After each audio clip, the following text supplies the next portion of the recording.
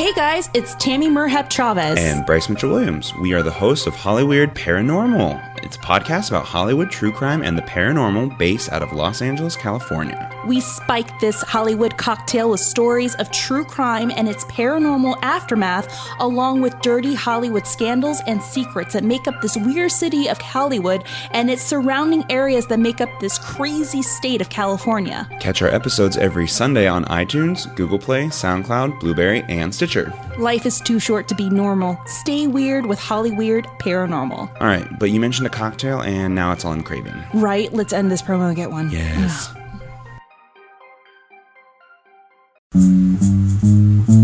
Hiya. Hi there. Welcome to the third edition of the Meekly Music Box. We've been replaced by AI.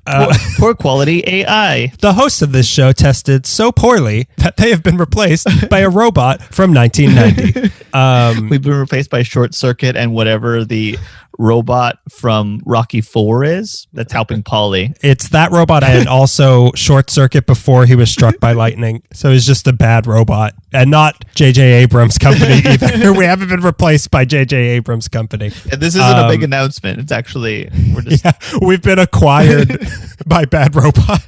And we're now part of the Lost storyline. But other than that, let's not bury the lead here. We're here to introduce our third, are we calling it tracks, albums? What are we saying? The third, not it can't just be episodes. Oh, right. Third movement. B-sides? The third B-side. You can have more than one B-side. No. We're not all B-sides. You've heard records before, right? I thought you were... Yeah, but there's three sides to a record. You listen to Triangular Records, don't you? What I meant was the types of episodes these are B-sides. Sorry. If you're looking for a term for... Well, yeah, but it, within the realm of Meekly Music Box-averse, right. These are, let's just call them... I see what you're saying. Track 3. Track 3. This is track 3, side 3. This is just going to be an album that has multiple discs in it. And you put it into a binder and it looks like you have the definitive collection of something, but really you just have it's just the greatest hits part 2, which is one of my favorite things, is that a band will have the greatest hits part 2. The greatest hits and the great hits. But yeah, welcome to, like we were saying, another edition of the Meekly Music Box. This month, we are featuring a band that's near and dear to my heart. We've got... Go ahead. Well, I don't want to, because if you've forgotten the format, I know we've only done 3 of these so far, but we'll get into more about who these people are after their first song. But the band this month is the Sloppy Boys. I was waiting for you to say something, not remembering that I just reprimanded you for talking too much about the band that I don't want to talk about just yet. So we'll tell you more about them after their first song, which is Here for the Beer. And so listen to it. Here it is. The Sloppy Boys, Here for the Beer.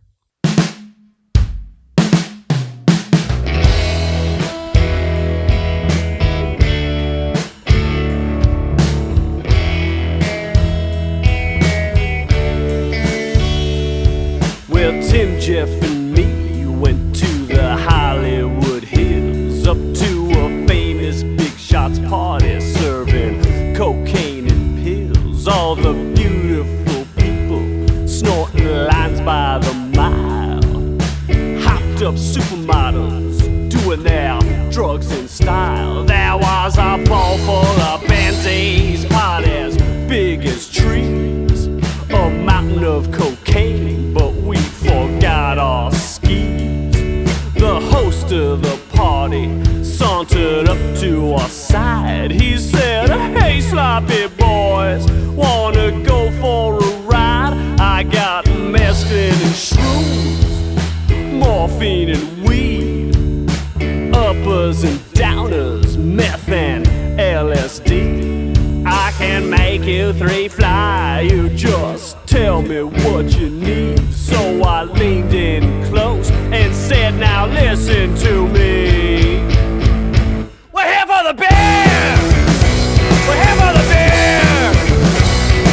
Get those other drugs out of here! We're here for the beer!"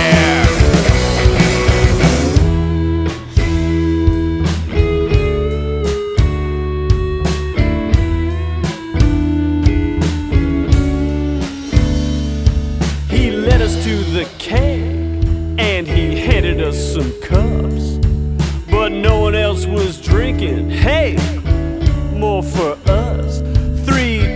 came on over. They were the perfect shape and size. They said, we like to laugh and you seem like funny guys. Well, we all got to talking. Maybe this party didn't suck. They were single, ready to mingle, and we're guys who like to fuck. The blonde one said, this is boring, and we're gonna run back to our house with a hot tub. And do you wanna come? I leaned in close and put my lips to her ear and said, sorry, honey, but didn't you hear? We're here for the beer! We're here for the beer! Let me make this crystal clear. We're here for the beer. We like a beer in a keg or a cup. We don't do drugs, that shit will mess you up. We're here for the beer.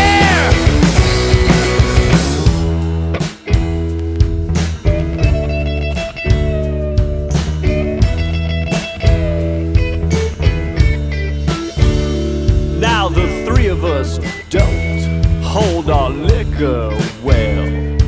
A few cups of beer and we're drunk as hell. As the night went on, we sort of fell apart. A supermodel asked me, hey, did you just fart? I said, oh, what's it to you? It's a natural thing. But her boyfriend showed my shoulder and said, yeah, but it really stinks. I looked to Tim and Jeff, hey boys, we're gonna brawl. But Jeff was by a shelf with an autographed baseball. The owner chewed him out. Come on, Jeff, that's not a toy. Tim was talking to Rob Lowe. He kept calling him Roy. At this point, I had lost my hat and car keys. But I couldn't drive anyway. Shit, I could barely see. We found a guitar and sang Piano Man. But the guests wouldn't join us. They suggested we scram. Scram, you mean leave? But we barely quenched our thirst. Besides, if you want us to leave, you'll have to catch us first. We're here for the beer! We're here for the beer! Get those other drugs out of here! We're here for the beer! We're here for the beer! We're here for the beer! Let me make this perfectly fucking clear! We're here for the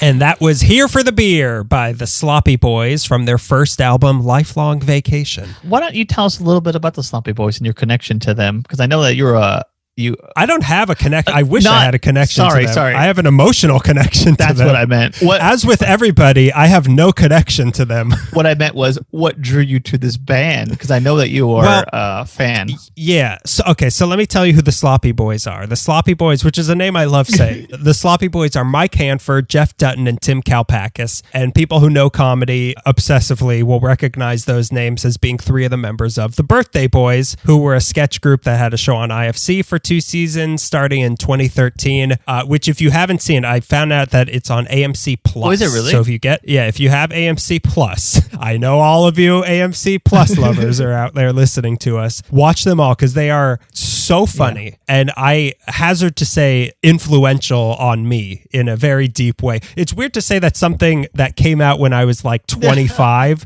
was such a big influence on me by people that are like basically my same age. But this show, I would say, had a big impact on me, which I feel like is going to turn a lot of people off from watching them. So forget I said that. Yeah, everything you showed me from them, because I didn't deep dive like you did, but everything you showed me was like, oh, this is one of the funniest sketches I've ever seen. seen. But it's so funny. Also, you might know them from their appearances on Comedy Bang Bang, both the show and the podcast. Mike Hanford usually plays John Lennon, right. if you've ever listened to any of those episodes, which are every single time so funny. Between the three of them, they've also written for Comedy Bang Bang, the TV show, Saturday Night Live, and also the Emmys, just so I could hammer home to you their comedy credentials and how excited I was when Tim actually responded to me. Like I thought, like, they're not even going to respond to me, just like everybody else I try to contact. They're not even going to respond to me. But I was so thrilled that Tim Kalpakis actually took the time to be like, yeah, why not? His name was also dropped when talking about writing for Between Two Ferns, which is like a huge deal to me because I'm a big fan of Kalpakis and Between Two Ferns, and his name got dropped for that. And I got generally excited for you. Like, you're talking to Tim Kalpakis? You exchanged an email with the guy whose name I heard on a podcast? It was the same thing for me, like with Carl Tart. Right. Like that someone who I think is so funny was generous enough with their time to give me the time of day, right. Which he did. That's all I asked for him. And he said, hey, can you play our music on your podcast? And I said, Tim, I just want to know what time it was. Yeah, I'm very excited to share this band with everybody. Good. Yeah, you've been talking about them a lot. You've been raving about their music videos too. You're like a fan, like a legit fan now. I went into, because I knew them just a little bit from being on the Sloppy Boys, from being on Comedy Bang Bang. But once it was like, okay, we're doing this, like I went on a deep dive of listening to all of their songs, and they're all okay. Let's talk about the band before we get too deep into me just saying how this is funny. This is so funny. They're so funny. If we have to put a paper bag over your mouth and start breathing differently. So the actual band, they moved to LA together in 2005 from the Northwest to do comedy, and started a band in 2013 as a joke. And as Tim said, and we're still doing that joke now in 2021, which is actually kind of a significant year in my personal opinion. Like I was saying to you, if anything on this show was ever relatable, it's someone starting something as a joke in 2013 and never stopping. No matter how much the other one protests and begs that the joke be over. It's like The Walking Dead, although that did eventually end, but it's just the joke that keeps on going. I always wondered what happens after the punchline. And that's what LA Meekly has been since 2013. What happens 40 minutes after the punchline was delivered? Oh, they're talking about orange groves.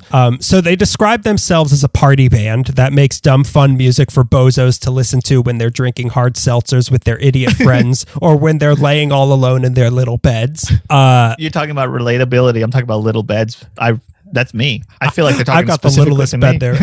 This music literally speaks to me. He said playing live music is the most fun thing you can do. So we started off just playing covers in backyards. Then we wrote some of our own songs, and that was even more fun. So we eventually made albums, and we think they're masterpieces. Like I was saying, I hate to describe them as a comedy band because I think that's misleading. Like it makes, like when you say a comedy band, it makes me think of everyone we've seen at an open mic with a fiddle, which is a very specific person I'm talking about. But like, that's what I think about when somebody says like, oh, it's a comedy band. Like it's not, their songs are definitely funny, but they're also, like you were just telling me, they're really good songs. Yeah, they're really catchy. They're really fun and bouncy. And it's good music. Yeah. And like the albums are great. Yeah. Like it carries through. It's not like a one note in all senses. They have many notes and they have many different notes in their jokes. We both decided to compare it to the Bonzo Dog Doodah Band because it's good music with a lot of fun lyrics. Yeah, it's musicians who know how to play, but just choose to play like silly things that just have fun with it. And their songs are also like eclectic. Yeah. Like it's so many different styles on each of their albums. That's what you were saying about when we were talking earlier, with that they were playing with different genres for each song, which I really love. I really love when bands try to step out of their bounds and go, we're gonna do a little bit. I can't speak for them, but I know other bands are like, we're gonna do a little more. Yeah, I want to do. I want to embody Jimmy Buffett in this song.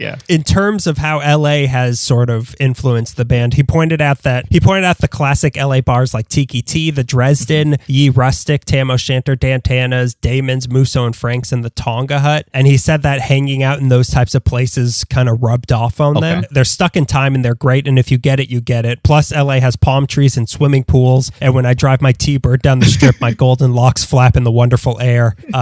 If you want to check out more of their stuff, and I insist you do, their music music videos are great. Santa Ana Wins is a great LA song. Yeah. I think you sent it to me at like 11:30 at night one time. Like, listen to this.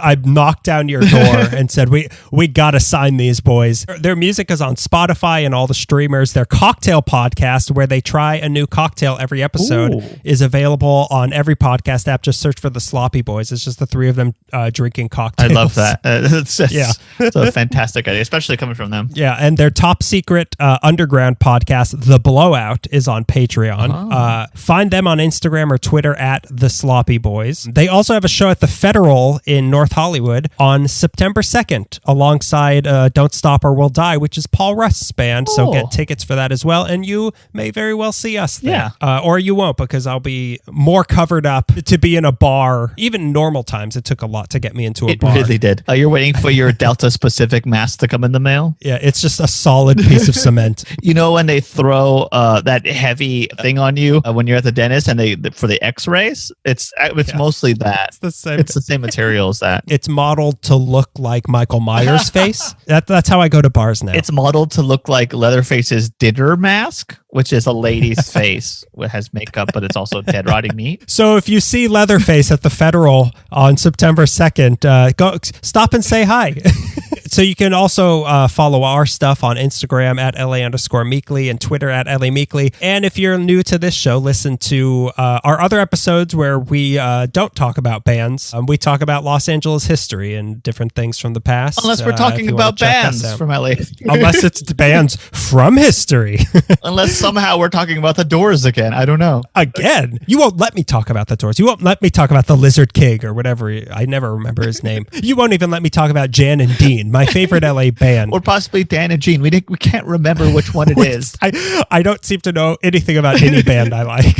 So, now let's, here comes your second song by the Sloppy Boys from their most recent album, Paradiso. This is the Mastah Bong Rippah. Yay, he said it. Yay. I got him to say the title you've been, boy, I'm getting a contact high just saying that. So, enjoy the Mastah Bong Rippah by the Sloppy Boys. See you in a couple weeks if you listen to us. If not, see ya never. If not, see you in hell. Enjoy the Sloppy Boys.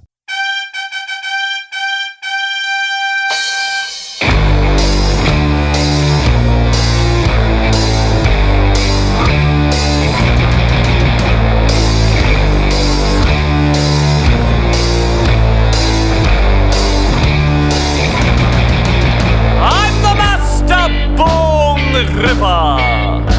I'm known throughout the town. If you think you've spied a smokestack, it's just me that you have found. The Mastah Bong Rippah. The Mastah Bong Rippah. The Mastah Bong Rippah. The Mastah Bong Rippah. I worry about the ozone and the greenhouse effect. But when my puffs finally roast the ice caps, at least I'll be totally wrecked. The Mastah Bong Rippah.